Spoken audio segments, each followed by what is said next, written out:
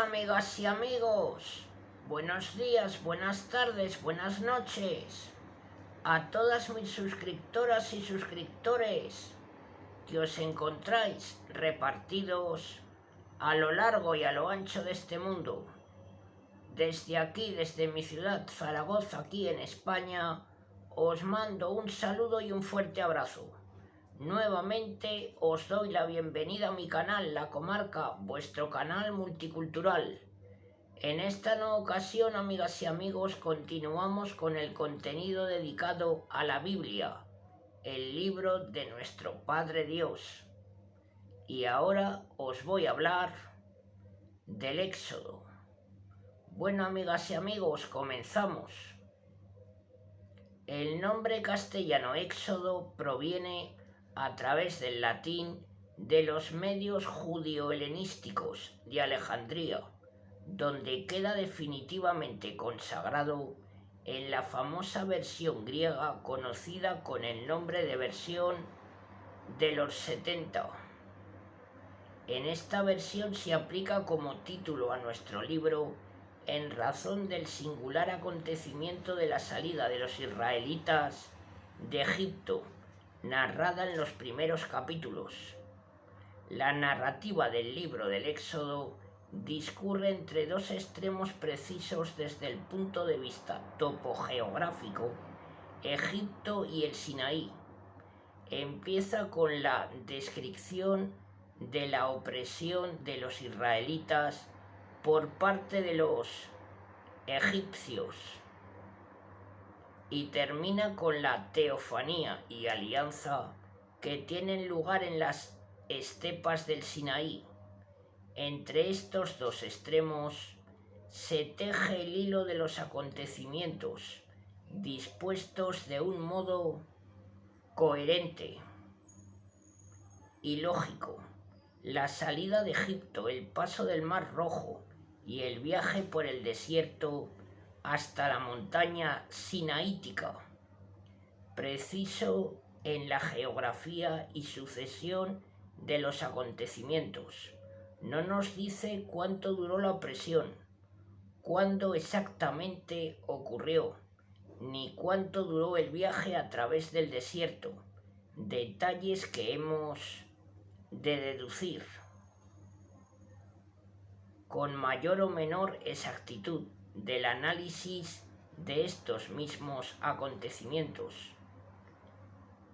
El Éxodo se divide en 4 partes: presentación del Éxodo, salida de los israelitas de Egipto, la alianza del Sinaí y legislación relativa al culto. Para orientación del lector, damos una breve secuencia de la trama de cada parte. La primera presenta este esquema: duramente oprimido el pueblo israelita por los egipcios en razón de su crecimiento, que los faraones estimaban peligroso, clama a su Dios, que decide librarlos de la servidumbre. Para ellos escoge y prepara un libertador en la persona de Moisés. En la visión maravillosa de la zarza ardiente, Dios le confía esa misión y como garantía le da el poder de hacer portentos. Estos son las famosas plagas, cuyo fin es vencer la obstinación del faraón, para que deje salir al pueblo, lo que se conseguirá después de la última plaga, la muerte de los primogénitos. La segunda parte empieza con la descripción de la institución de la fiesta de la Pascua, la principal del pueblo de Israel, como recuerdo perenne de la liberación de los israelitas, y de la fiesta de los Acimos, como conmemoración de la salida de Egipto. Después viene el itinerario del viaje de Egipto al Sinaí, con sus principales etapas. La tercera parte es la más importante de todo el Pentateuco. Dios establece una alianza con Israel, por la cual hace de este su pueblo escogido y el instrumento de su plan de salvación sobre el mundo. Para ello le da una ley que estructura su vida religiosa, política y social, y hace del pueblo de Israel una nación estrictamente teocrática. El pueblo deberá permanecer fiel a esta ley.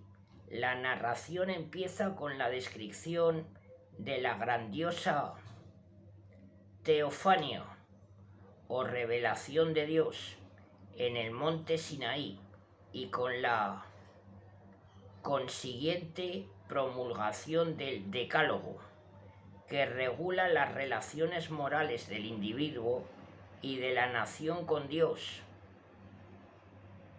El llamado Código de la Alianza, un complejo de disposiciones de derecho civil, criminal, leyes culturales y preceptos humanitarios en favor del pobre y del desheredado, que regulan con un profundo sentido religioso la vida del pueblo en sus aspectos político, social y cultural. Tiene lugar la conclusión de la alianza mediante el sacrificio y la doble aspersión de la sangre sobre el pueblo y sobre el altar.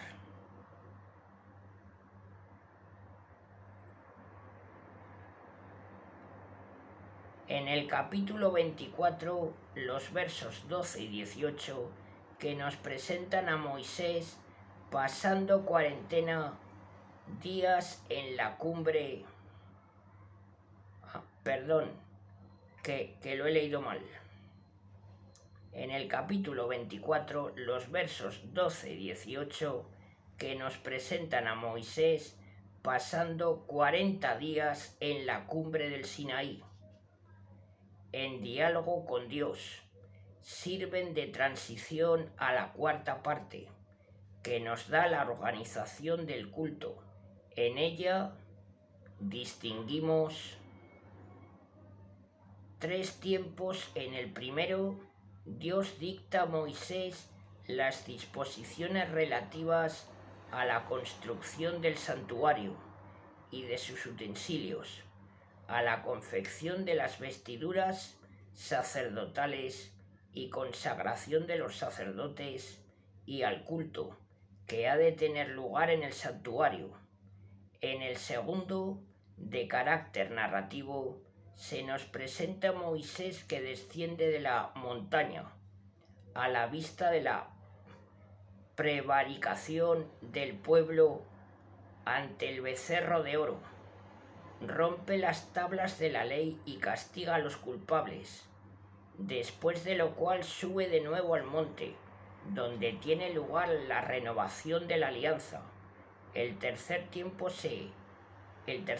es completamente paralelo al primero y nos describe la ejecución de lo dispuesto por Dios en los capítulos 25 al 31. El Éxodo se nos presenta agrupado en 2 grandes bloques, uno estrictamente narrativo y otro estrictamente legislativo.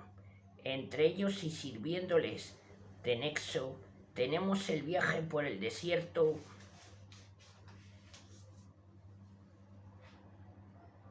con ello la narración resulta coherente y armónica, ya que las partes legislativas aparecen perfectamente encajadas y motivadas por los mismos relatos.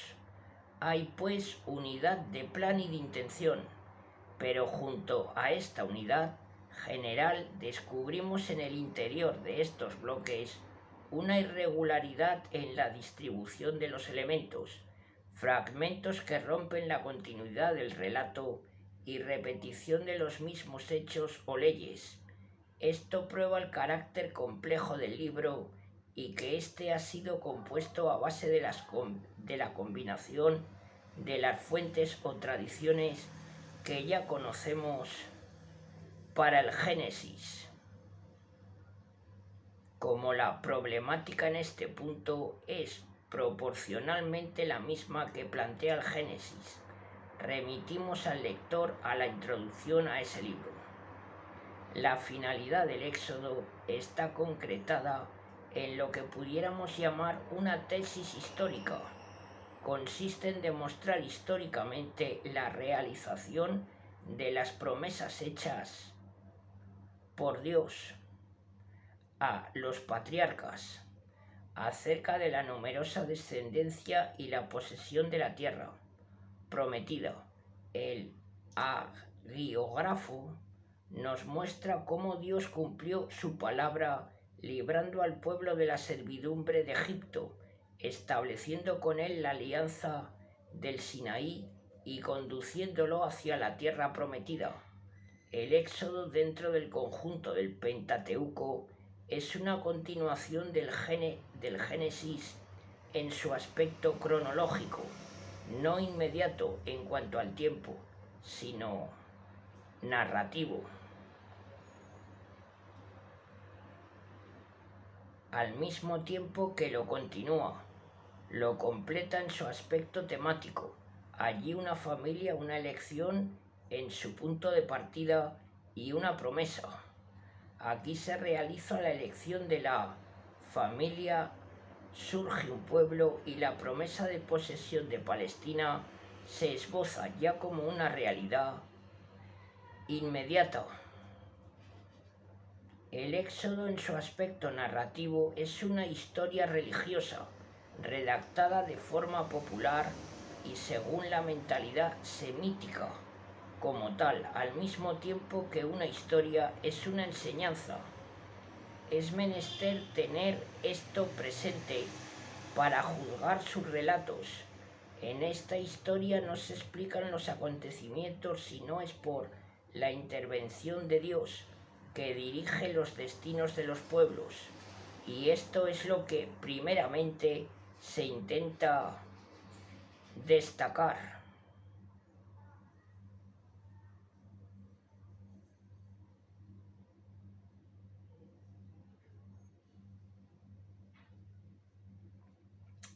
Es evidente que sin una extraordinaria y milagrosa intervención de Dios no pueden explicarse ni la salida del pueblo de Egipto ni su vida en las estepas del Sinaí.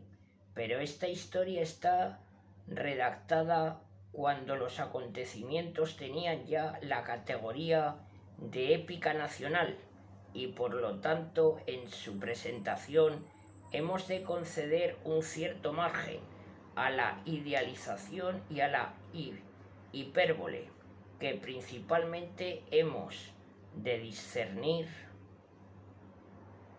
en los detalles de los relatos y narraciones milagrosas, pero estas amplificaciones no son más que el desarrollo legítimo de una tradición que arranca en los orígenes mismos del pueblo y de Moisés, su jefe, y que en su conjunto y en su esencia presenta todas las garantías de la historicidad. Por tanto, es absolutamente histórica la figura de Moisés, substancialmente histórica su obra como se la narra en el libro, y está fuera de toda duda la historicidad esencial de los hechos que jalonan la historia de Israel. Así lo confirman los monumentos y documentos egipcios que concuerdan plenamente con las líneas generales de la situación y estancia de los israelitas en Egipto, como se describen en el Éxodo.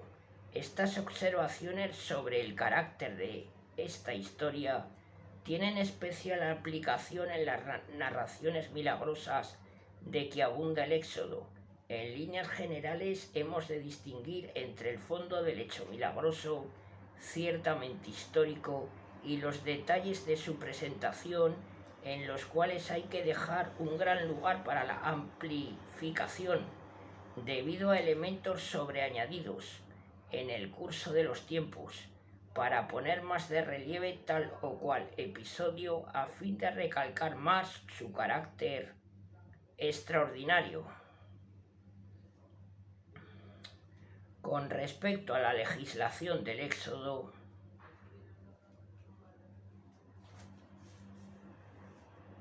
en el llamado Código de la Alianza encontramos puntos de contacto con las legislaciones de los pueblos orientales, cuyos códigos hoy poseemos. Si esto es cierto, no lo es menos que no puede hablarse de una dependencia de la legislación mosaica con respecto a ellos.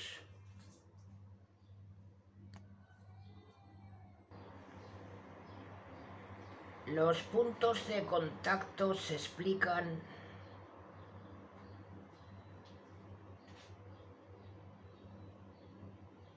en base al patrimonio común de los antiguos pueblos semitas, en que unos y otros se fundamentan. En cambio, el Decálogo es exclusivo de Israel y no tiene par en el mundo antiguo semita.